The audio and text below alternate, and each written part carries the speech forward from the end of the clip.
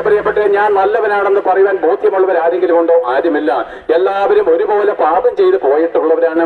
എന്നാൽ ഞാൻ നല്ലവനാണ്, ഞാൻ പാപമൊന്നും ചെയ്തിട്ടില്ല എന്ന് ഒരുത്തം പറയുന്നെങ്കിൽ നീ ദൈവത്തെ അറിഞ്ഞിട്ടില്ല. കാരണം പാപമില്ലാത്ത ഓരോ ഒരു വ്യക്തിയും യേശു ക്രിസ്തു മാത്രമാണ്. അവനിൽ പാപമില്ല. അവനെന്താണ്? പാപം ഒട്ടുമേ ഇരുട്ടൊട്ടുമില്ലാത്ത ഏക വ്യക്തി യേശു ക്രിസ്തുവാണ്.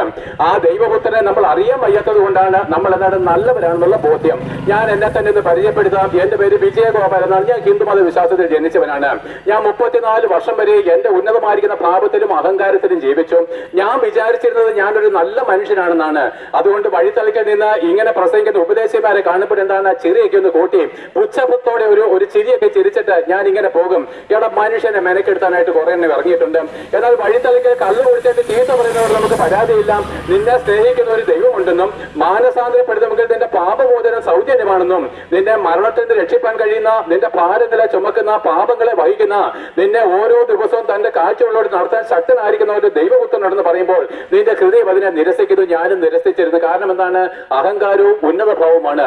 ആകിയാൽ എന്നെ കേൾക്കുന്ന പ്രിയപ്പെട്ടവരെ, നിങ്ങൾ ഹിന്ദുക്കളാകാം, ക്രിസ്ത്യാനികളാകാം, പുരോഹിതന്മാരാകാം, ആരും ആയിക്കൊള്ളട്ടെ, ഒരു കാര്യം അറിഞ്ഞുകൊള്ളൂ. നിങ്ങൾക്കൊരു മരണമുണ്ടെങ്കിൽ മരിച്ചതിന് ശേഷം മരിച്ച് അടക്കപ്പെട്ട എല്ലാവരും കല്ലറകളെ വിട്ടും ദഹിപ്പിച്ച ചാരത്തിൽ നിന്നും ഉയർത്തെഴുന്നേക്കുന്ന ഒരു ദിവസമുണ്ട്. എല്ലാവരും ഒരുപോലെ ഉയർത്തെഴുന്നേറ്റ് യേശു ക്രിസ്തു എന്ന ഏക പുരുഷന്റെ മുമ്പിൽ കണക്ക് തീർക്കുന്ന ദിവസമുണ്ട്.